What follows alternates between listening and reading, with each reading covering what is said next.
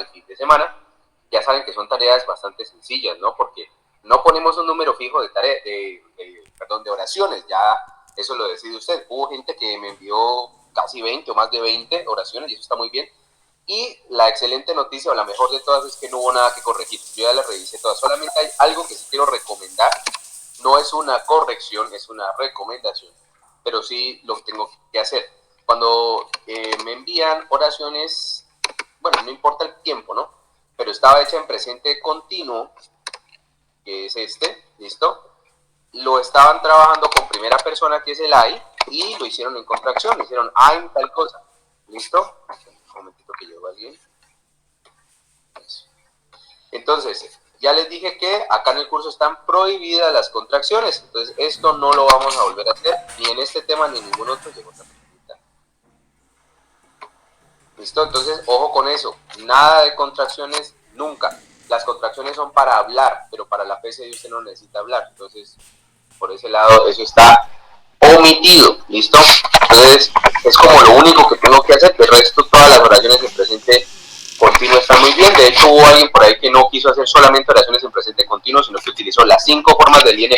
Eso también está muy bien, le agradezco mucho que haya hecho eso para practicar todas estas formas. Bueno, entonces dicho eso, hay una pregunta de una compañera, voy a decir el nombre, yo nunca doy nombres, pero sí tengo la pregunta, permítanme que alguien.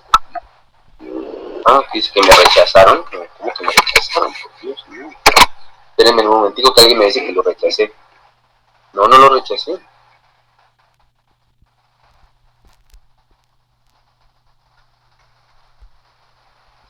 Dios santo. Ahí está. Que lo rechacé ya.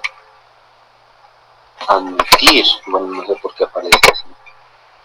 Ya, listo. Qué pena, Mauricio. Lo rechacé sin querer. Lo que pasa es que no sé por qué me aparece su correo con un signo de advertencia y no me aparece de una admitir, sino rechazar.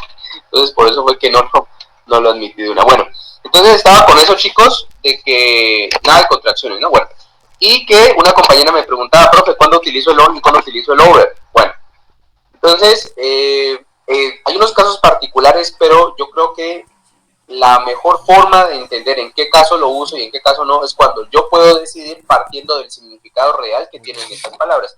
Este de aquí significa sobre, de, me refiero a lugares, por ejemplo, ¿no? Esa sería la primera idea y es como la que más se usa. Cuando oigo, por ejemplo, sobre la mesa, sobre la casa, sobre, no sé, qué otra parte será, sobre el escritorio, ¿sí? Entonces estamos hablando de superficie. ¿Listo? También me sirve cuando utilizo el verbo think. ¿Listo? Por ejemplo, think on significa pensar acerca de o pensar en tal cosa. Porque think nunca puede utilizar in. ¿Listo? Thinking no existe, sino es think on. Bueno, por ejemplo. Y también, bueno, en algunos casos cuando yo estoy, no sé, escribiendo o hablando o pensando o produciendo acerca de algún tema. Entonces vendría siendo, este ya sería el último uso, pero sí existe, vendría siendo un sinónimo de about. Pero si está el about, ¿para qué utilizo el on? ¿Listo? Entonces quedémonos con esos dos primeros significados, que son pensar en, es el único verbo que se me ocurre con on, y hablar de lugares. ¿Listo? Sobre tal lugar. Bueno, y pues el primer día les dije que también me sirve para la playa, ¿no? Que la playa es como el único lugar público que va con on. Listo, mientras que el over, bueno, el over tiene una connotación mucho más grande y es más allá de o sobre medida. Cuando yo hablo de sobre medida es porque se pasa, ¿no? Por ejemplo, las bicicletas de hoy en día, las grandotas, que son más grandes que una todoterreno antigua, tienen el modelo oversize, over, que es más allá, y el size, que es medida, sobre medida, o sea, se pasó de la medida. O por ejemplo, cuando yo digo overweight, es que algo se pasa del peso. O cuando yo digo overload, que es carga, load es carga, es sobrecarga. Ese camión hay que quitarle unas cajas porque tiene sobrecarga. Entonces se pasa de algo, ¿no? Y se puede mezclar con lo que uno se le ocurra. Por ejemplo, overprice es más allá del precio o está en un precio muy alto que no debería ser. Por ejemplo, no sé, un carro normal X por ahí cuesta 20 millones, pero este carro lo están vendiendo en 30. No, eso es overprice. Ese carro cuesta 20, ¿por qué lo está pidiendo 30? Entonces, Para eso se utiliza el over más que nada, ¿listo? Y también se utiliza para decir, bueno, cuando hablamos de lugares muy amplios, por ejemplo, el planeta que estábamos viendo en estos días y hablábamos de la capa de ozono que está sobre el planeta, pero en ese caso, ojo con esto, la diferencia con el sobre de on es que el on, los dos objetos se tocan entre sí, hay un contacto físico. Entonces, por ejemplo, el libro que usted pone sobre la mesa, ese libro está tocando la mesa. Pero si yo hablo de over, digamos, el libro está over the table, estaría diciendo, el contexto es que el libro está flotando sobre la mesa, pero no lo está tocando, y eso pues no existe, no se puede. Lo único que flota, pues por ejemplo, son las nubes están over us, están sobre nosotros, o over the people, sobre la gente, ¿listo? No los toca, están encima, pero no los toca. O por ejemplo, las aves pasan por encima de las casas y de todo y de nosotros, y está over the house, está sobre la casa, pero no la toca. Entonces, esa es la diferencia entre on y over cuando hablamos de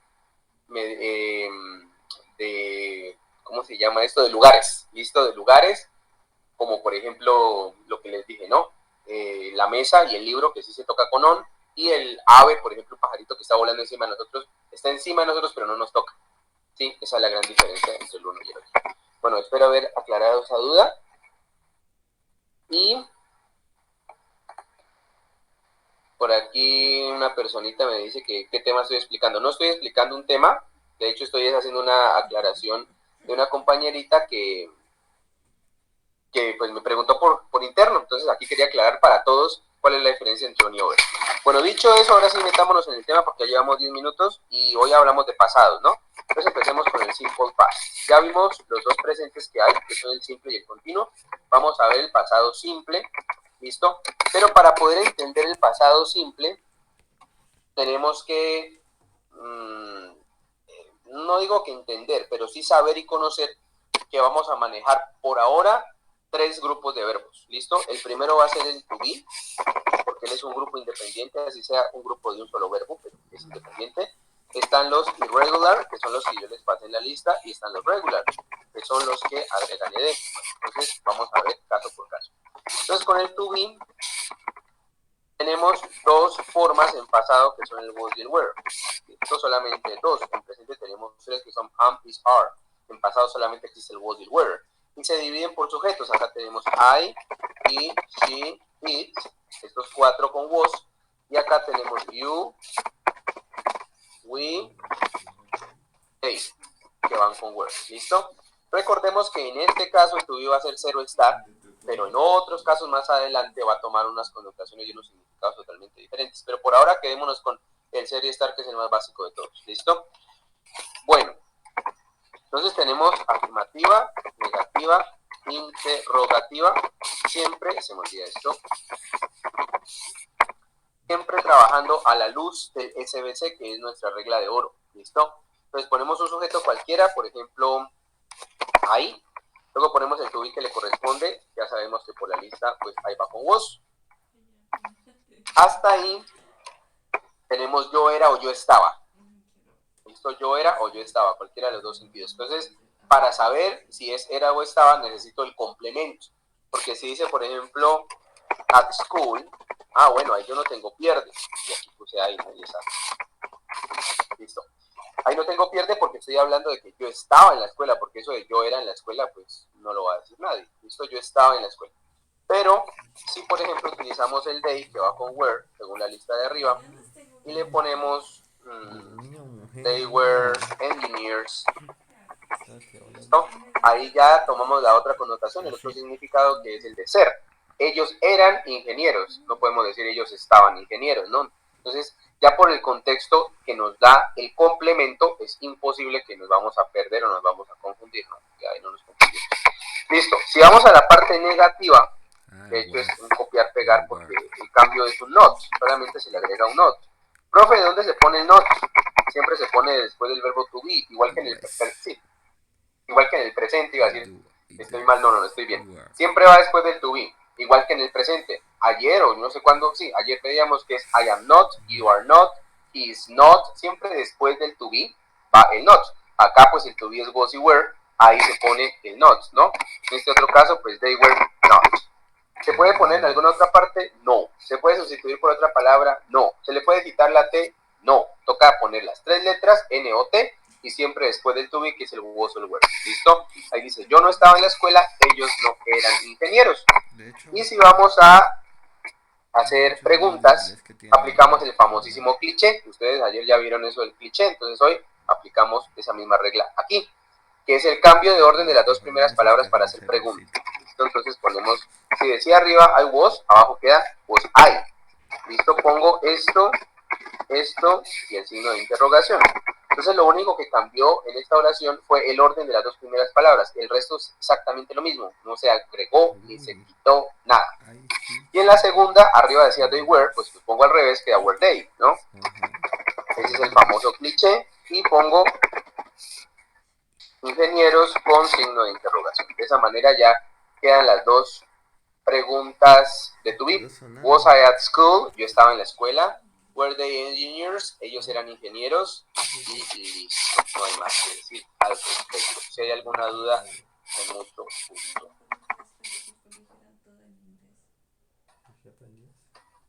¿No? Bueno. Entonces, digamos. Pasamos ahora a los verbos irregulares. Se llaman irregulares porque precisamente no tienen regla. Regular viene de regla, ¿no? No tienen regla. ¿Por qué no tienen regla? Porque si ustedes ya juiciosos revisaron la lista que yo les pasé, cada uno de ellos es muy diferente al otro.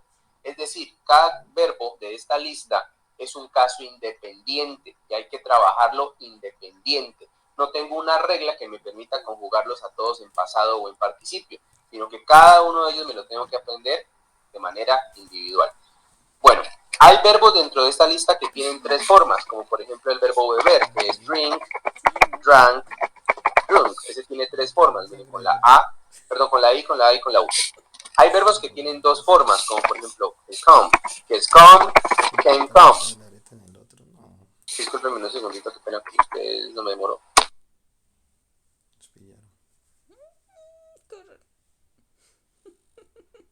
Una vez nos pasó con una compañera y nos iban a esconder.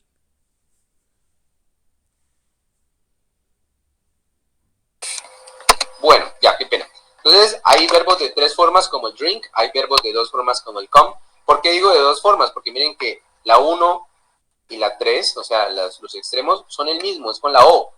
El único que cambia es el pasado simple, que es con la A. ¿Listo? Y hay verbos dentro de este grupo que tienen una sola forma, por ejemplo, el verbo cortar. Ese es un caso pues, particular, independiente, ¿no? Que tiene esos 3 tiempos de la misma manera. Es cut, cut, cut, él no cambia nunca. Entonces, miren, pues ese, digámoslo así, llamémoslo así, ese desorden de los verbos irregulares, que cada uno prácticamente hace lo que quiere y se conjuga como quiere. Entonces ahí no hay una regla que me permita conjugarlos a todos de una, sino que me toca aprenderme uno por uno, por uno, por uno. ¿Listo?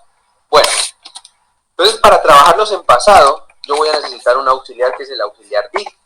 Ese auxiliar did solamente se va a utilizar para las oraciones negativas y las oraciones interrogativas, nada más. ¿Listo?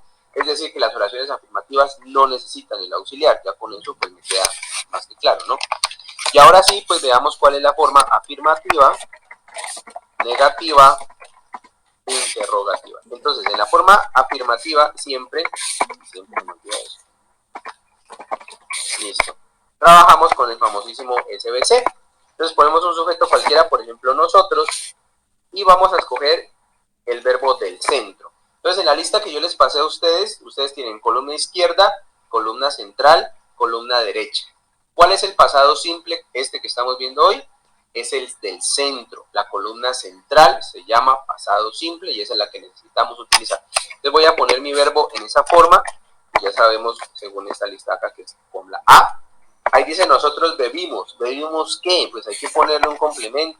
Ah, nosotros bebimos agua. Perfecto. Cambiamos de sujeto. Cambiamos, por ejemplo, el verbo. Voy a utilizar el verbo come. En pasado sería came. ¿Listo? Ella vino. ¿Ella vino qué? Temprano. Ah, bueno, ella vino temprano. Listo. Ahí está. Ahora vamos a la parte negativa. En la parte negativa ya necesitamos el auxiliar. ¿Por qué? Porque ya tenemos esto acá arriba que nos dice que para las negativas y las interrogativas sí se usa.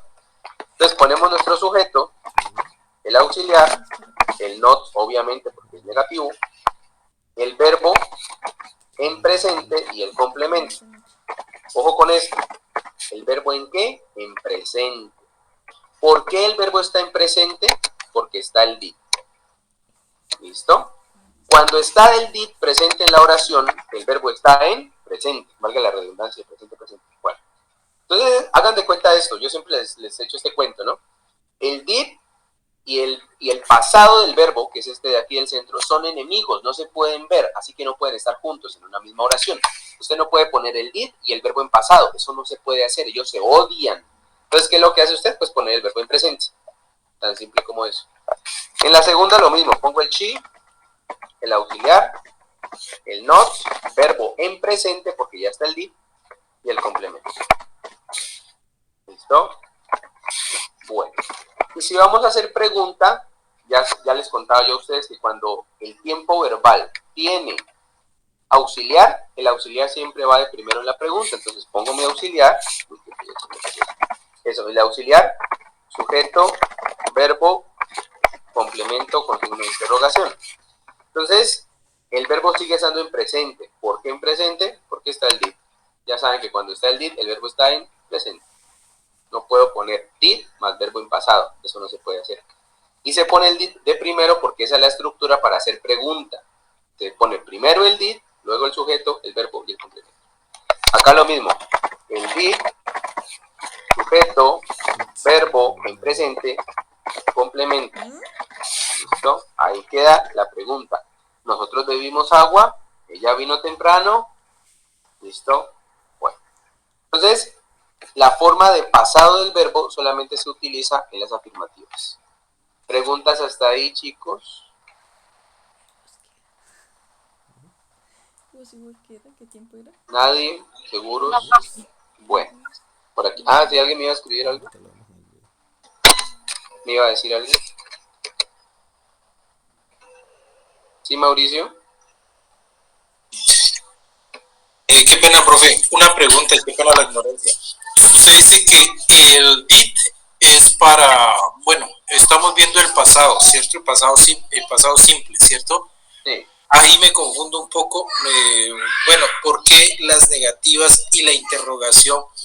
Si es en pasado simple, ¿por qué tengo que colocar el presente, el verbo y el did? No podría yo decir, digamos, no sé, pues ahí, disculpe mi ignorancia. Y we drank not water. Bueno, listo. Entiendo perfectamente la pregunta de don Mauricio. Bueno, les voy a explicar, y está muy bien que haga esas preguntas, ustedes saben que a mí me encantan las preguntas de gramática. A ver, yo les voy a poner este contexto. Digamos que yo voy a hacer una pregunta, pero quiero utilizar el verbo en pasado porque lo que dice don Mauricio es totalmente lógico, ¿no? ¿Por qué no se pone el verbo en pasado si estoy hablando en pasado? Eso, o sea, es lógico. Bueno, entonces hagamos eso. Yo voy a decir, por ejemplo, esto. We drank water. Y le pongo un signo de interrogación. Y le cambio la entonación. Ya no digo we drank water, sino que digo we drank water en tono de pregunta. ¿Será que eso es posible? Bueno, gramaticalmente no. O sea, según la gramática inglesa, que es muy justa y muy cerrada y muy tajante y muy autoritaria y todo lo que sea, esto no se puede hacer. O sea, esta forma de pregunta no existe. En español sí. En español yo hago eso, pero en inglés no. ¿Listo? Ahora, hay mucha gente en la sociedad del siglo XXI, pues en la sociedad en la que vivimos, que hace esto. ¿Listo?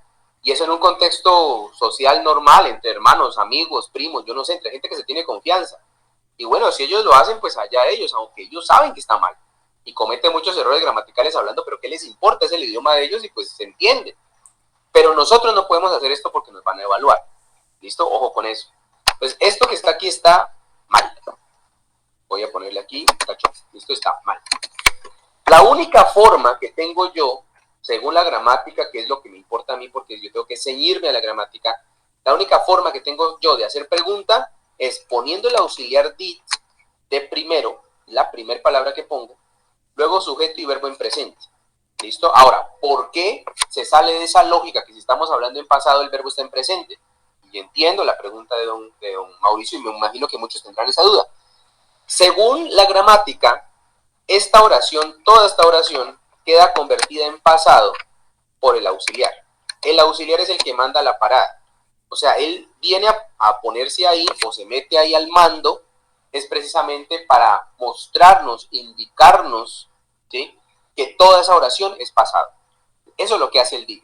Cuando yo, por ejemplo, niego esta oración y digo, we did not drink water, ya entendemos que todo el contexto de la oración es pasado gracias al did, porque el did es pasado. ¿Listo? Es el auxiliar de pasado, precisamente por eso se llama auxiliar. Y si le ponemos acá al principio para hacer una pregunta, cuando alguien me la escucha, ya sabe que yo estoy hablando en pasado. ¿Por qué? Porque el did es auxiliar de pasado y solo se usa para pasado y fue creado para pasado. Esa es la lógica que ellos tienen, por supuesto que es totalmente diferente a la lógica del español, pero recordemos que el español y el inglés son idiomas que vienen de raíces totalmente diferentes. La una viene del latín, la otra viene del alemán. Entonces no tienen por qué converger en todas partes, ¿no?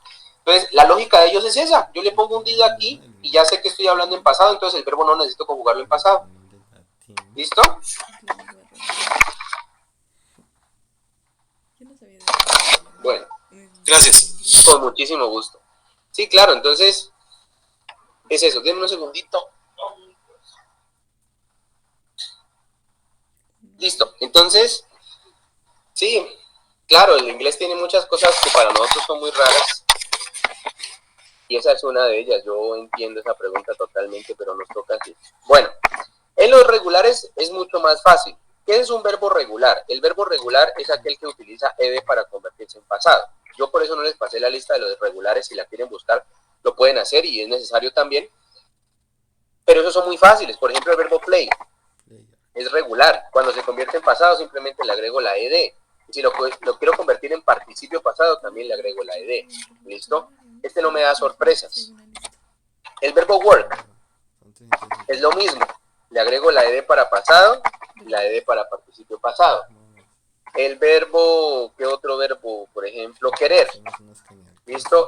Le agrego la ed, perdón, para pasado y le agrego la ed para participio pasado. Y así sigo y sigo y sigo con muchos otros ejemplos. ¿Listo? Entonces miren que este sí tiene una regla, se llama regular, precisamente porque regular viene de regla, ¿no? Entonces, ¿cuál es la regla? El ed para convertirse en pasado y en participio pasado. Bueno, entonces vamos a trabajar con el SBC de siempre.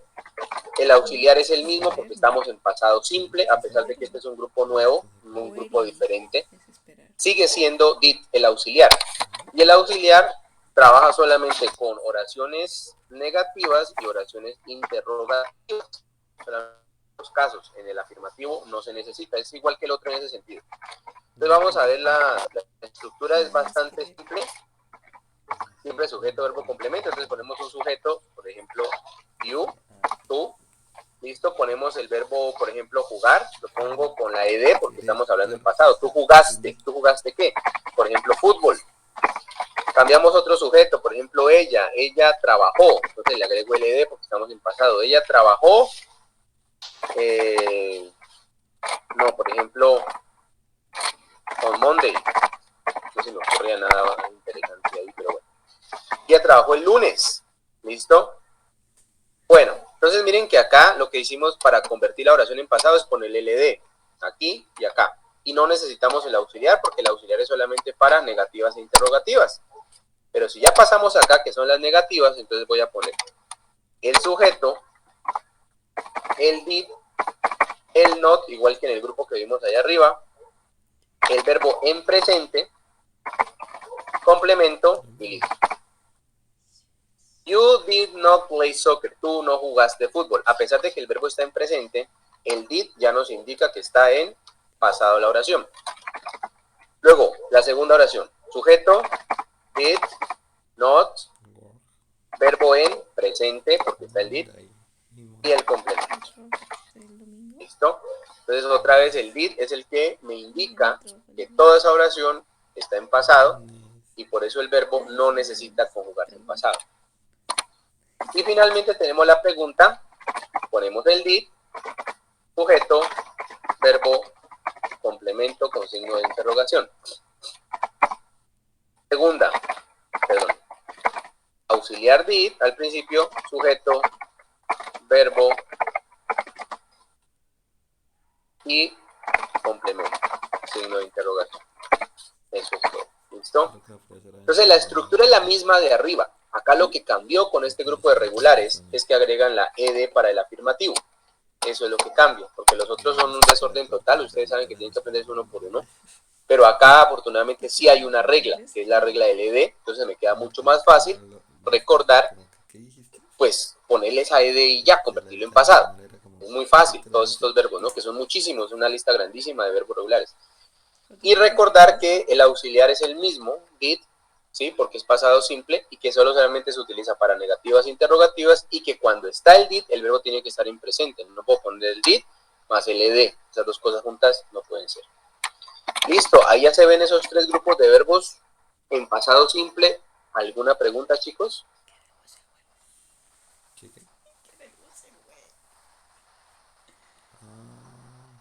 Pasado simple. ¿No? ¿Nadie? ¿Seguros? ¿Seguras? Bueno, entonces, de una vez, tarea. Ya saben ustedes qué tienen que hacer. Oraciones en pasado simple. Tan simple como eso, ¿no? Como su nombre lo indica. Oraciones afirmativas, negativas, interrogativas. Con el verbo que usted quiera. Pueden practicar con verbos regulares, pueden practicar con verbos irregulares, pueden practicar con el verbo to be, que fue lo primero que vimos ahí arriba. Ahí tienen una gran variedad, ¿no? Para que ustedes escojan y empiecen a practicar. Ahora, si quieren hacer con los tres, pues también, no hay problema. La pueden enviar sábado, domingo, inclusive el lunes en el transcurso del día. No hay problema. Y pues estaremos corrigiendo el lunes en la clase. Bueno, denme un segundito. Vamos a abrir el simulacro. A ver qué hay para hoy.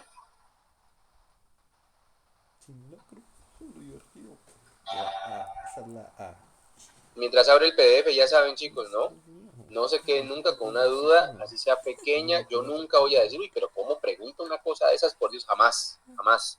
Todas las preguntas en mis 5 años las he valorado y he aprendido inclusive de las preguntas de mis estudiantes. Entonces sí necesito esas preguntas siempre, así sea pequeñita. Nunca se quede con la duda, por favor. Bueno. Vamos a ver qué hay por acá. 27. Estábamos en la figurita, ¿no? Entonces vamos a ponerle zoom. Zoom.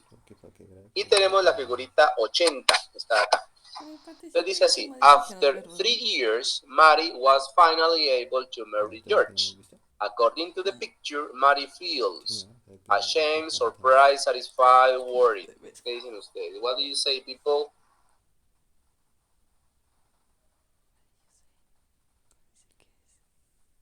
Tú hablas del Inc.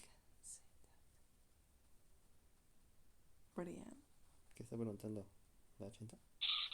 Teacher, ¿qué es la opción A? Avergonzada. Yo creo que la B. Sorprendida. Ok, perfecto, muy bien. Entonces, viendo y juzgando pues la expresión del rostro de Mary, sí, vemos que está sorprendida. Además que dice, después de 3 años. Pues claro que está sorprendida, porque yo creo que ella ya había perdido las esperanzas, ¿no? Acá tenemos una expresión, miren que, bueno, está el was, que es el estaba, ¿no? Mary estaba, finalmente, ¿sí? Pero, no la podemos traducir de esa manera porque está esta palabrita able acá. Entonces, cuando mezclamos ese was con el able, o el is con el able, porque también puede ser en presente, se traduce o se transforma mejor en una expresión que significa pudo. ¿Listo? Entonces acá dice que finalmente, bueno, después de 3 años, Mary finalmente pudo casarse con George. Entonces ese was able, ahí el final y pues está metido, porque es finalmente, pero debería estar en otra parte. Entonces was able, eso es pudo, es una expresión. ¿Listo? Y bueno, más adelante veremos expresiones, como 2 palabras se combinan y crean otra. Pero bueno, estas 2 significan pudo, ¿no? ¿Pudo qué? Casarse con George. Tenemos a Shane, que es avergonzada, surprised, que es sorprendida, satisfied, que es satisfecha, y worried, que es preocupada. Digamos. Textos incompletos, vamos a tratar de completarlos. Entonces el primero dice así: Japanese couples, las parejas japonesas, 81. Have, don't have, had, didn't have. A list of wedding presents. ¿Qué dicen ustedes? La A. Muy bien. Bueno, listo. Yo no voy a discutir nada y yo voy a decir, sí, claro, o sea, se entiende perfecto y está gramaticalmente bien decir que las parejas japonesas tienen una lista de regalos. O sea, yo no voy a discutir Es la eso. sola de. Denme un segundito. Pero si es este no es progresivo. Pero estamos en pasado. Entonces, pero es progresivo. Entonces, hasta ahí digamos que sí, que está bien el tener, ¿no? Pero vamos a leer más adelante a ver si sí o si no. Entonces dice, Pues más adelante. bueno, tiene una lista de regalos. Ujú. Luego dice, friends and relatives are expected to give cash instead. Esperen lo que pasó ahí. Dinero que. Dice que se espera que los amigos y los familiares les den dinero en lugar de ello. Entonces, ¿será que tienen lista de regalos o no?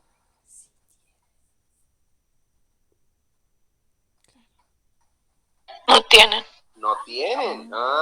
Miren que ahí nos cambió el contexto y con eso vamos entendiendo lo que es el famoso contexto, ¿no? Pero no. Miren que si no existiera esa segunda parte podría cuadrar cualquiera, pero ya con eso ahí aclaramos que es no tiene. Bueno, entonces sigamos. During a typical Shinto ceremony, así se llama la ceremonia de ellos, the bride, que es la novia, y nos ponen aquí 4 opciones: carries, takes, wears, brings, a kimono. ¿Qué dicen ustedes? Ups. La C. La C, exacto. Habíamos dicho que el wear es para todo lo que es ropa y el kimono es ropa, entonces utilizamos el wear ahí. Luego tenemos, dice, and only the relatives of the bride and groom, de la novia y el novio, 83, never, rarely, ever, usually attend the actual ceremony.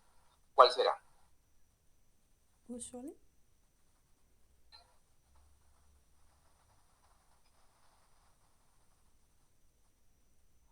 ¿Qué es Adler? Ni idea. Rareza. Adler. Ah. Ujú.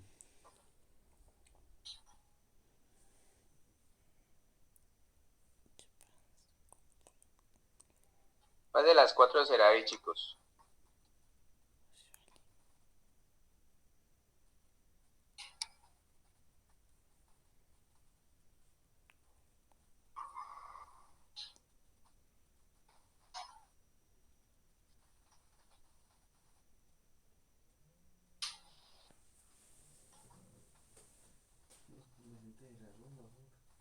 Jejeje, qué chistosos.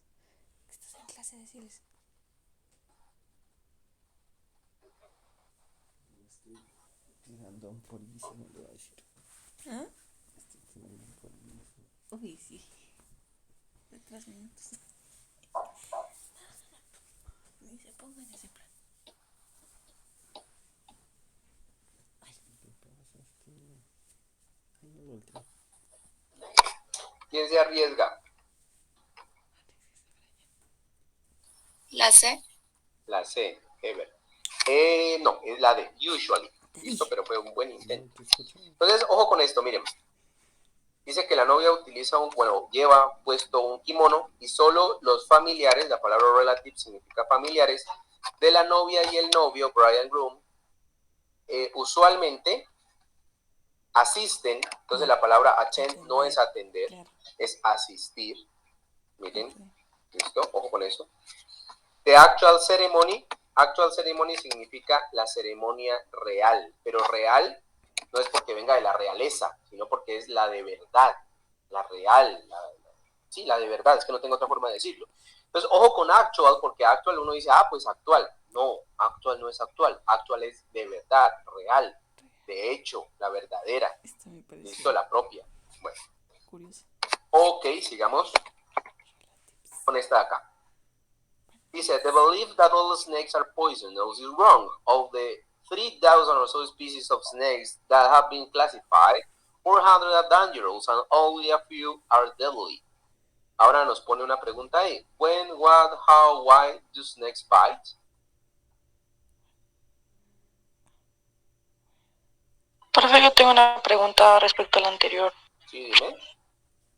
¿Por qué no es ever? Ah, bueno, perfecto. Uy, aquí me salté este pedazo, no les expliqué, lo siento.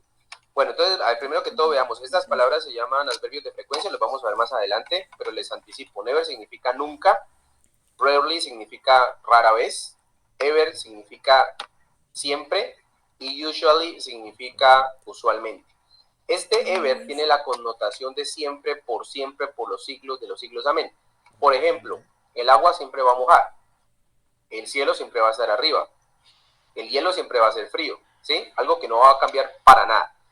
Pero en este caso estamos hablando de algo que es transitorio, ¿sí? Porque pues asisten a la boda, sí, bueno, ya maravilloso, pero pueda que no, pueda que sí, ¿sí? Además que no es una regla de oro y que esté escrito y que si no, pues entonces los matan, ¿sí me entienden? Entonces, si en lugar de ever estuviera, por ejemplo, la palabra always, que la voy a poner por aquí. Entonces ahí sí escogería el always, mejor que usually. ¿Por qué? Porque always también significa siempre, pero es algo cotidiano. Sí, por ejemplo, yo siempre voy a la escuela, yo siempre voy al colegio, yo siempre voy al gimnasio, pero no quiere decir que va a ser así por el infinito mismo hasta que se acabe el mundo, ¿no? Usted siempre va por un año, pero ya después no vuelve, o siempre va por 5 años y después no vuelve. Es algo que termina en algún momento, mientras que el ever es algo que no termina nunca. Esa es la gran diferencia de por qué sí, por qué. Bueno, sigamos. Entonces la 84, ¿cuál de las 4 será, chicos? D. La D, exacto. Entonces dice why, ¿no? Que significa ¿por qué? ¿Por qué las serpientes muerden? Entonces dice, it is a defense mechanism to 85.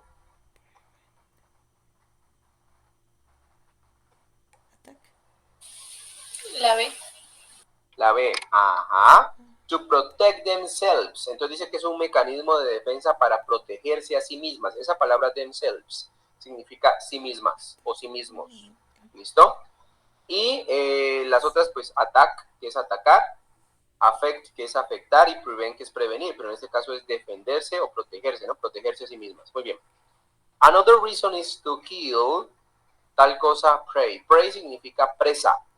Y tenemos their, yours y your, theirs. ¿Cuál será? Sus presas. Yours. La B.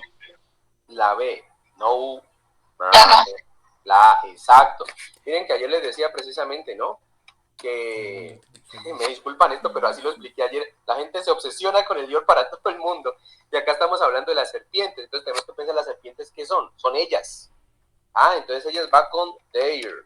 Y esto es una tablita que les pasé ayer de posesivos. Todas las personas tienen su propio posesivo. Esto es para ellos, esto es para tú, y las serpientes no son tú. Y esta B y D, yours y theirs, digamos que no existen, aunque sí existen, pero digamos que no existen porque no las vamos a necesitar dentro del examen A2B1. Entonces, para nosotros no existen la B y la D, solamente la A y la C. Bueno, sigamos. Bueno, esta no la vamos a hacer, esta es horrible, esta de acá sí. Es otra vez completar conversaciones, pero con una de estas 3 posibilidades de aquí. Entonces dice así, Frank is tidying his room and his sister Sally is helping him. Frank is throwing some things away. Sally, Frank, what a nice poster. Which one? This one, the Shakira poster. Are you going to keep it? No, put it in the wastebasket. Ahí Sally dice algo, una de esas 4, y Frank responde, oh yes I do, I like her music, but I don't want the poster. Entonces, ¿cuál de las 4 posibilidades será?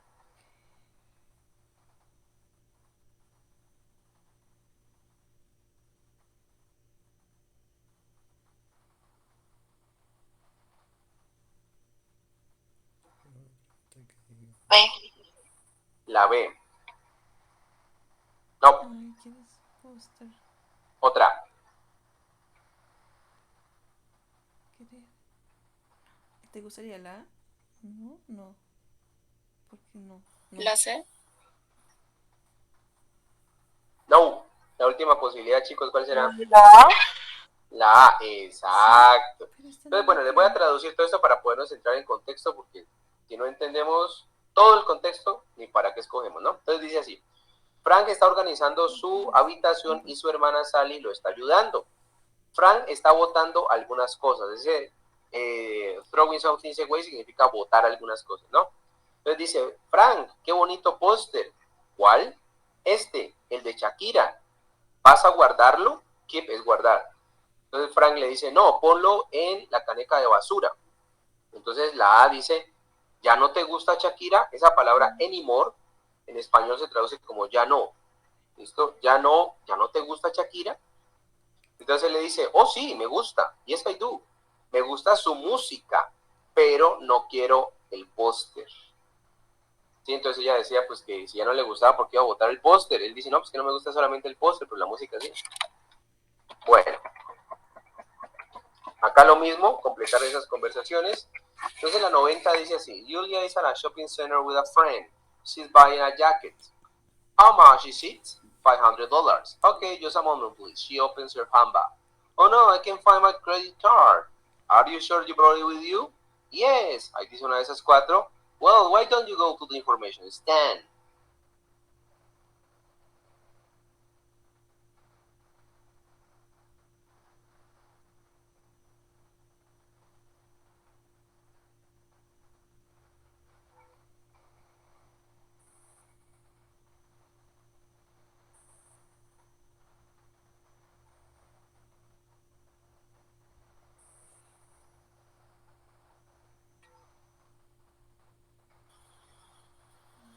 La A. La A. Bueno. ¿La D? La D. Eso es la D. ¿Listo? Pero yo les iba a decir, ustedes no tienen por qué saberlo todavía porque no hemos visto modales. Los modales son un grupo de verbos diferentes que vamos a ver más adelante después de la clase 10. Y el should es uno de esos. Should significa debería. ¿Listo? ¿Por qué sabemos aquí que es el debería? Espérenme, le leo el contexto y ya se van a dar cuenta por qué. Entonces dice así, ¿cuánto cuesta? $500. Ok, un momento por favor. Abre su bolso. O no puedo encontrar mi tarjeta de crédito. Fred le pregunta, ¿estás segura que la trajiste contigo? Sí, dice ella, ¿no? Y entonces aquí pregunta, ¿qué debería hacer? Y abajo le responde Fred, bueno, ¿por qué no vas al puesto de información? Entonces, ¿cómo sé yo que ahí va el debería? Porque Frank le está dando un consejo o una sugerencia. Cuando se dan consejos o sugerencias, y eso lo veremos en su momento con los modales, es cuando se utiliza el should. ¿Qué debería hacer? Y entonces a uno le dice, pues deberías hacer esto, o puedes hacer lo otro, o quizás esto, quizás, tal vez, le da unas opciones y sugerencias. Bueno, esta ya terminamos, chicos. Tommy reading the newspaper. You know, the Russian ballet has been here for a month and we still haven't seen it. Paula le dice, I know, una de esas. That sounds great. ¿Tú conoces?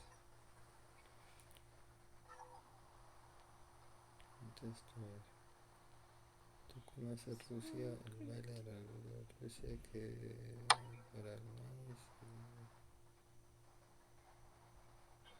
¿La C?